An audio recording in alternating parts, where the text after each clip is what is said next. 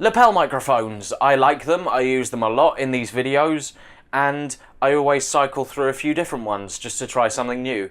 Is this one any good? Well, let's find out. This is the Fifine K053. It's a USB lapel microphone which plugs into your computer or laptop. It comes in pretty nice packaging in a nice little box with padding and foam and stuff. You get the instruction manual and you get the microphone itself. Now that thing that you would have noticed at the start, what's the big thing, like on the USB thing? Well, that's like a sound card, and it also has a headphone output, so you can use it as a separate sound card in your PC. There's nothing to install, you just plug it in and it's ready to go, that's it.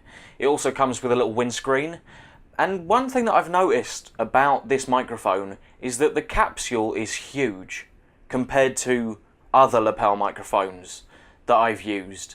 But then that should mean that the quality's good, right? Because there's like more stuff in there.